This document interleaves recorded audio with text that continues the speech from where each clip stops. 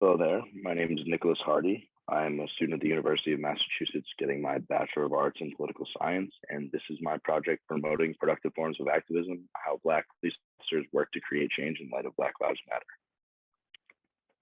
So first, we're going to start off with a little overview. Police use of force, particularly lethal force, is one of the most divisive issues in the 2020s.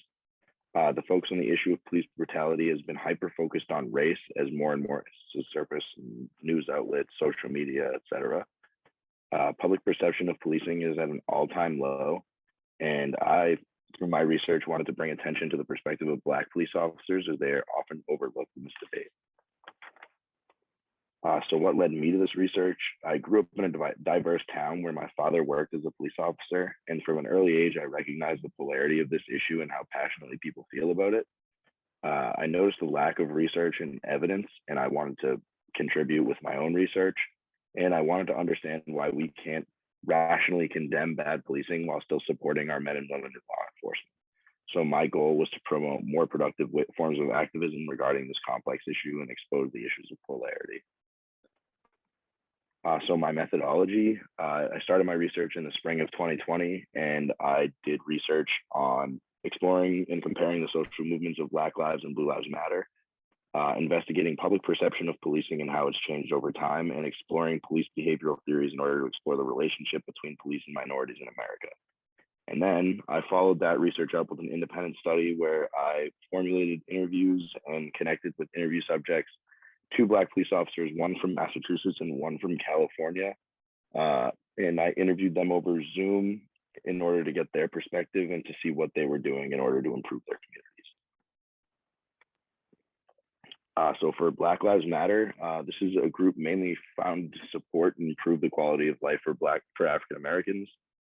Became a nonprofit organization in 2020, and they have over $60 million in donations in 2020. This movement demonstrates a clear lack of trust between police and their communities. It all began after the acquittal of George Zimmerman, where he shot and killed the young boy Trayvon Martin. Black Americans felt failed by the justice system, and they felt it did not stand up for their rights. Blue Lives Matter, it was a police response to Black Lives Matter, overgeneralizing the police as racist and corrupt. They felt the need to defend themselves as police were assumed to be shooting civilians based solely on their race.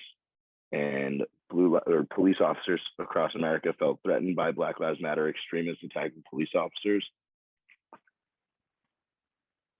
And going forward, we're going to talk about some faults from both sides of the movement, or both movements. Black Lives Matter implies that there's a general sentiment across America that Black lives do not matter to many people, and it overgeneralizes police officers across America based on the actions of a few. It has proven to drastically affect the public sentiment of policing, leading towards a mistrust of police, which we'll get into a little bit later about how that is such a big problem. And Black Lives Matter is rooted in virtue signaling. For example, if you do not support the movement, it is because you are racist and you must not think that Black lives matter.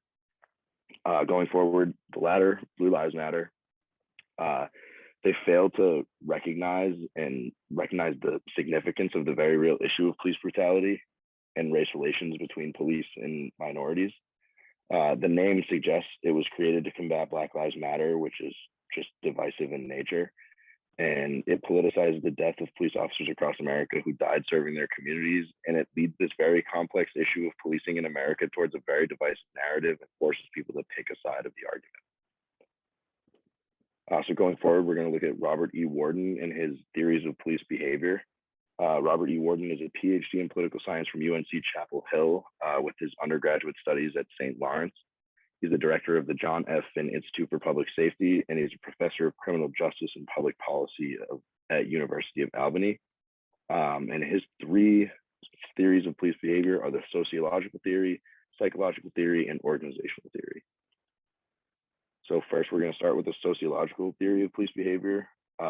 Worden says this research has consistently shown that arrest is influenced by the demeanor of the suspect. Arrest is more likely if the suspect is antagonistic or disrespectful to police. So this, of course, would say that the social dynamics of police-citizen encounters are set by the demeanor of the suspect, and it is the most supported theory of police behavior, according to Worden. He says that the empirical evidence confirms that minorities are, in fact, overrepresented among the human targets at which police shoot relative to their numbers in city populations, but also indicates that minorities are overrepresented among those whose actions precipitate the use of deadly force. The hypothesis that minorities are more likely to be the object of deadly force merely because of their race has then received support in only a few analyses. So this, of course, says that the encounter is influenced by the suspect's demeanor, not the police officers, and the lack of trust with police would lead to more encounters where suspects' demeanors can antagonize an officer, which goes back to connecting when Black Lives Matter contributes to a negative sentiment of policing in America, can overall make the situation worse. So this can show how the strategies of Black Lives Matter can be counterproductive. Going forward, the psychological theory of police behavior.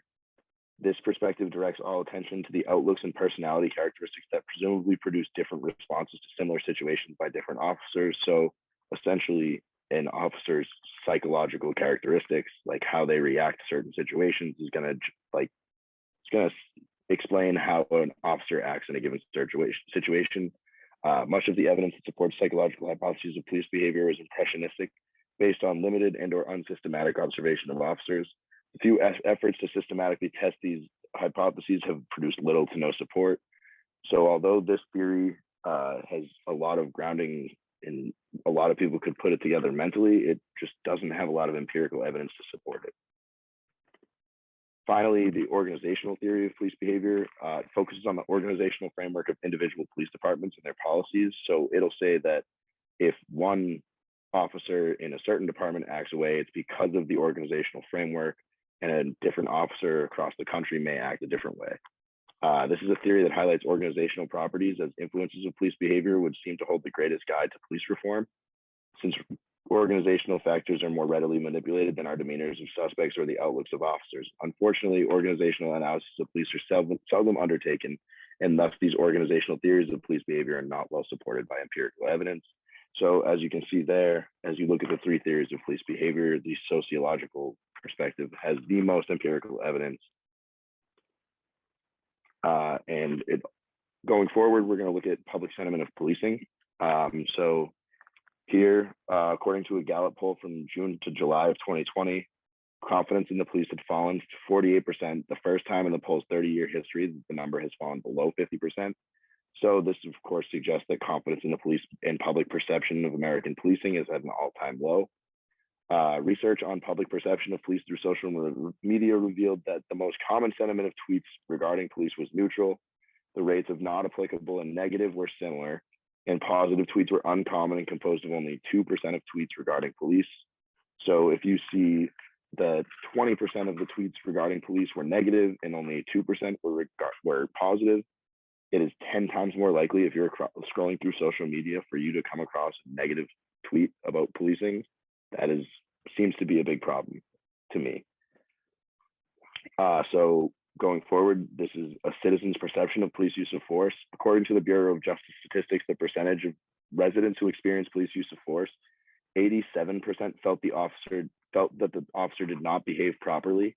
75% of these citizens felt that the force was excessive, yet the percentage of uses of force found to be out of policy by police department is only 2%. So there's obviously a huge divide in what our people feel that is an overuse of force, as opposed to what police policies dictate is an overuse of force. So now we're going to really get into the interviews and my interview subjects. So first we have Sergeant Dean Jenkins. He is from my hometown of Stoughton, Massachusetts, and he has his master's in emergency management. He's also the founder and CEO of his company, Supply the Y, and he has worked over 16 years in law enforcement, where he now works as a sergeant in Stoughton. He teaches defensive tactics, integrated communication, assessment and tactics in the Municipal Police Training Council of Massachusetts. He was recognized this year as a Black Excellence honoree by the Massachusetts Black and Latino Legislative Caucus during Black Excellence on the Hill event of Friday, February 26, 2021. So Dean's mission with Supply the Y, he founded in July of 2020, and he focuses on cultural leadership development with an emphasis on effective communication through what he calls difficult conversations. He hosts a weekly difficult conversation where he navigates complex issues in a respectful, productive manner. And these weekly episodes will host guest speakers and experts from the local community as well as across the country. And he has spoke on topics like police brutality, bullying, mental health, all these things just to bring the community together and try to spread information throughout the community. Next, we have Dr. Obid Magni, who has his doctorate in education. He has also founded Magni Leadership and works for the Sacramento Police in California.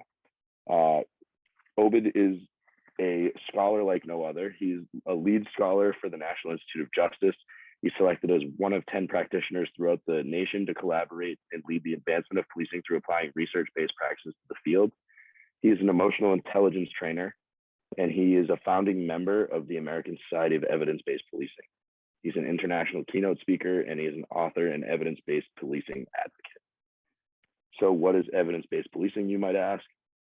Evidence-based policing is the use of the best available research on the outcomes of police work to implement guidelines and evaluate agencies, units, and officers. Put more simply, one way to describe people who try to apply research is the role of evidence cop. Dr. Obid Magni says that we need to focus on whether or not our police trainings and practices are based on empirical evidence and comprehensive research. And although this is a developing field, combined with emotional intelligence, Dr. Magni seems to be making great progress in this field throughout his studies. So here's a quote from Dr. Obid Magni. He says, "We have too many officers with warrior mindsets where you're at war, where you feel like everyone is out to get you rather than seeing everyone as your neighbor. We need more emotional intelligence training so that officers can communicate effectively with people in the community. Officers are dealing with people who are having a bad day on a daily basis. Being a police officer, you have to be able to be resilient, manage that stress, so that you don't find yourself escalating the situation when you encounter somebody who may have an adversarial attitude towards you." And that just says a lot about how he looks at emotional intelligence and how he goes into all of his police encounters using his emotional intelligence to his advantage. And finally, looking at Magni Leadership serves as a nonprofit organization to advance professional development. There's a focus on emotional intelligence, which is the capacity to be aware of, control, and express one's emotions and to handle interpersonal relationships judiciously and empathetically. And the American Society for Evidence-Based Policing is a nonprofit organization designed to drive the national conversation towards ensuring the least harmful, most effective, fairest, and safest research-based strategies are employed to prevent crime, reduce harm, and improve community wellness in the areas of policing. Obid promotes evidence-based policing and works towards developing new evidence-based training methods for police officers.